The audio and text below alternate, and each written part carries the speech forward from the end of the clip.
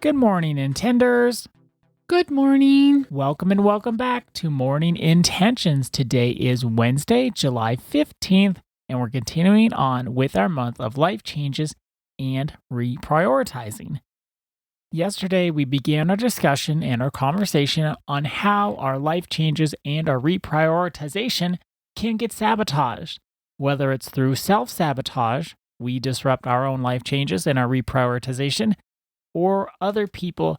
Doesn't have to be maliciously, but they can also sabotage the changes that we're making because our changes are throwing off the equilibrium and the balance in the relationship.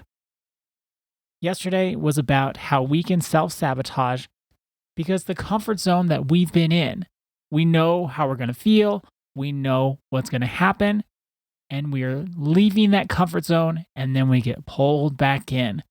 It's too uncomfortable outside of the comfort zone, even if the comfort zone isn't all that great. And we know that changes must be made. And now here's another way in which we can self sabotage. Listen in and check in. Have you ever done this to yourself? And we hear this one a lot. Waiting until you feel ready. Oh my goodness, around the coaching table, we do hear that one. People will know the changes that they need to make. They know exactly how they want to share that with the people that they love. And then they'll come back to us a few weeks later and say, the timing just wasn't right. I need to make sure all my ducks are more in a row in order to make these changes. And I'll tell you guys, the ducks are never in a row enough. When we wait until we feel ready, we will never feel ready. There will always be a reason or excuse that we can make to tell ourselves it's not a good time. I'm not quite ready. We got to rip the bandage off. Months or years can pass and we can meet people where they knew 20 years ago something wasn't working, whether it's a relationship, a job, anything, and they'll still say now's not a good time. And what that is it's the fear of change is disguising itself as preparation. If only we feel more prepared, then we can make the changes. But really, the lack of feeling ready is coming from this place of fear. This way of self sabotaging is related to the comfort zone from yesterday. We can believe that we're being responsible. We're getting those ducks in a row. We're making our preparations. We're waiting for the perfect timing. We're just really postponing the discomfort that comes with growth. There's no way to grow in a comfort zone. That's impossible. If the comfort zone had growth in it, we wouldn't need to be making any changes. The only way out of that comfort zone and out of the place we've been in life is to make changes, but the end result is the changes are going to feel uncomfortable. They're not going to feel normal until we've done those changes so much they do feel normal. Go back to our 3 levels of growth. Do you remember what they are? Remember those 3 levels of growth: insight, action, and integration. Those are our 3 levels. We must first have the new insight. Changes need to be made. I need to prioritize things. We can get stuck there unless we take action. Now, the second step, action at this stage, it's not going to feel comfortable at all because it's not normal. It's not our normal. It's not our everyday. It's not our routine. We actually have to take action enough times, and so many times it becomes integrated and becomes part of who we are. You can't go from insight to integration without discomfort, because that action step shows us that new action, new changes, new priorities will feel uncomfortable. It's no different than our neural pathways. When we're making a new habit, we are fighting against our old neural pathways, the well-worn paths in our brain. And the more well-worn a neural pathway is, the easier it is to think that way. It's easy to think in the form of our habits.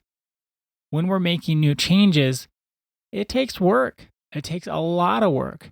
we go into autopilot and just do the old thing and have to catch ourselves. Oh no, that's not what I wanted to do. I actually wanted to show up in this other way. So please be patient and just know there's never going to be a time where you feel fully ready. You can wait for the right time for years. You can wait till you have more confidence for years. You can wait for the perfect step by step. The real answer is you just got to do it. You got to make mistakes. You got to come up against that first obstacle and say, now what do I do? And have the tenacity to find a way around. You're never going to have the answers before you start going down the path. It's just like that quote from Mike Tyson, everyone has a plan until they get punched in the mouth. Mike Tyson? Yeah, haven't you heard that quote? No, never. I think it's a great quote because life can punch us in the mouth. We can have a plan. First, I'm going to go to elementary school, middle school, high school. I'm going to pick this career. Then I'm going to go to college, and then I'm going to meet my husband, and then I'm going to have a great career, and then I'm going to have 2 kids, and then we're going to grow old and have our Social Security and our Medicare, and then we're going to die. I mean, we can have this plan of the perfect life. We can have a plan of the perfect business. We can have the plan of the perfect family, and life will punch you in the mouth at one point. There's no way our perfect plans that we envision inside of our heads are going to work themselves out perfectly. We can have the passion, we can have the desire, we can have the resilience to keep pushing for the plan, but there's no way it's going to be 100% smooth with no rough terrain whatsoever. And even if you don't have that total vision planned out, what I didn't know about life that I do know now, when my life started to change and when I started reprioritizing, I didn't know how painful that could be. That was really painful. And I don't like emotional pain.